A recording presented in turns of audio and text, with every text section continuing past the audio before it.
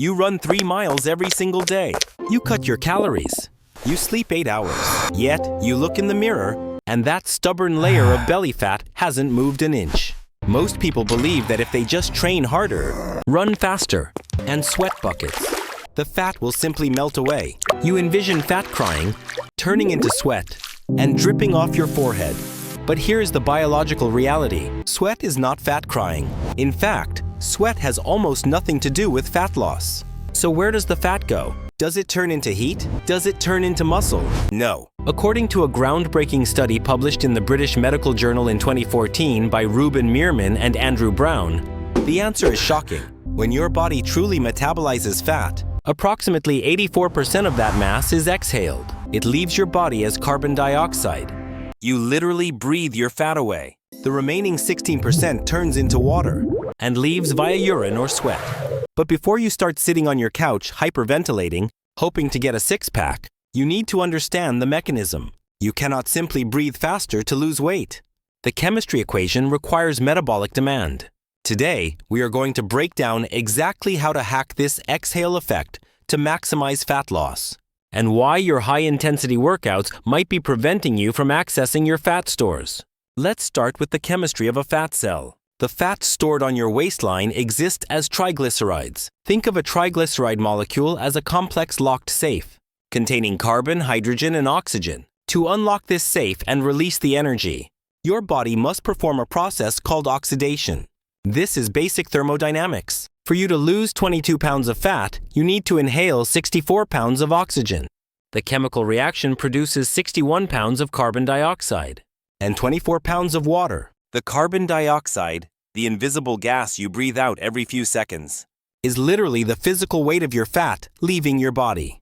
So every time you are in a true calorie deficit and moving your body, you are exhaling the remnants of your last cheat meal. However, the process isn't automatic. It starts with digestion. When you eat, carbohydrates are broken down into glucose and fats into fatty acids. These travel through your bloodstream to fuel your cells. If your intake matches your output, you stay the same weight.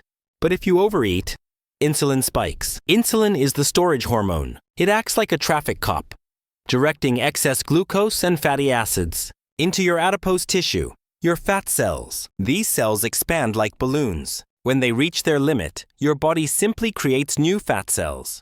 This is why gaining weight is easy, but losing it feels like war. To reverse this, you must create an energy gap. When you stop eating and start moving, insulin levels drop. Your body releases counter-regulatory hormones like adrenaline and glucagon. These hormones are the keys that unlock the fat cells. They trigger lipolysis, breaking the triglycerides back down into fatty acids and glycerol, releasing them into the bloodstream to be used as fuel. But here is the catch. Releasing fat into the blood is not the same as burning it. This is where most people fail. For those fatty acids to be burned, they must enter the mitochondria, the powerhouse of the cell, and undergo beta oxidation. This process requires one critical element: oxygen. Without sufficient oxygen, your body cannot burn fat effectively. This brings us to the biggest myth in the fitness industry, the sweat myth. You see people in the gym wearing garbage bags, waist trainers, or layering 3 hoodies, thinking the pool of sweat on the floor is progress. It is not. Sweat is just water and electrolytes. It is your body's air conditioning system, not a fat-burning system. You can step on the scale after a sweaty session and see a 3-pound drop. But the moment you drink a bottle of water, that weight comes right back. If you are wrapping yourself in plastic to sweat more, you aren't burning fat.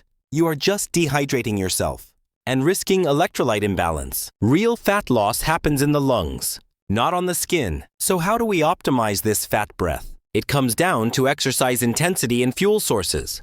Your body has 2 main fuel tanks. Tank A is glucose, sugar in your blood, and glycogen stored in your muscles. Tank B is body fat. Your body follows a hierarchy. It prefers Tank A because it's high-octane fuel that burns fast and doesn't necessarily require oxygen. Tank B, your fat, is like diesel. It burns slow, it's efficient, but it needs a lot of oxygen to work. If you sprint as hard as you can, your heart rate spikes, and you start gasping for air. You are in an oxygen debt. Because oxygen is scarce, your body cannot effectively oxidize fat. It switches almost entirely to burning glucose from tank A. You are burning calories, yes, but you aren't maximizing fat oxidation. This explains why you can do HIIT cardio every day and still struggle to lose the belly. You are depleting sugar, which makes you hungry, so you eat more carbs to refill tank A, and tank B remains untouched. Contrast this with Zone 2 cardio, steady-state activity like brisk walking, slow jogging, or cycling where you can still hold a conversation. In this zone, your oxygen intake matches your energy demand. Your body has plenty of oxygen available to break down fatty acids. You are literally breathing out more fat percentage-wise than if you were sprinting. This is why professional bodybuilders walk on an incline treadmill to get shredded. They are optimizing for the chemical reaction of fat oxidation, not just trying to kill themselves with intensity. If you are loving this deep dive into the biochemistry of weight loss and want to stop guessing with your health, make sure you hit that subscribe button right now. We don't do bro science here. We look at the data so you can get real results. Now let's look at the other factors that hijack this process. First is the frequency of eating. If you are grazing all day, snacking every 2 hours, your insulin levels never drop.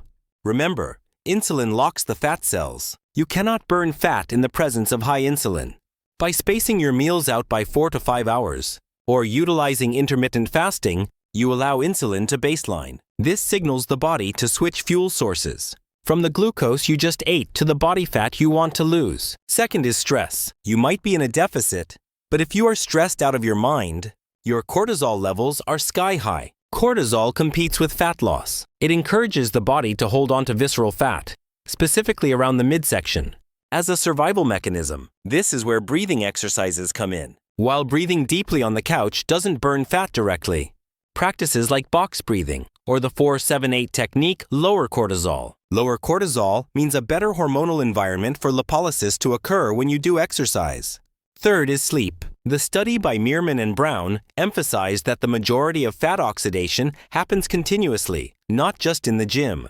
If you sleep 5 hours a night, you disrupt leptin and ghrelin, your hunger hormones. You wake up craving sugar, not fat. Deep sleep is when your body regulates the hormones that decide whether you burn fat or muscle for fuel the next day. To summarize the 2014 BMJ findings, to lose 22 pounds of human fat, you need to inhale 64 pounds of oxygen. It is a chemical exchange. You don't need to kill yourself in the gym. You don't need to starve. You need to respect the chemistry. Create a calorie deficit. You cannot breathe out fat that you are constantly replacing with food. Prioritize oxygen-rich activity. Incorporate low-intensity, steady-state cardio, walking, rucking, cycling, where you can breathe rhythmically. Manage insulin. Stop snacking constantly. Give your body time to use its stored energy. Sleep and chill. Lower the stress to lower the barriers to fat loss.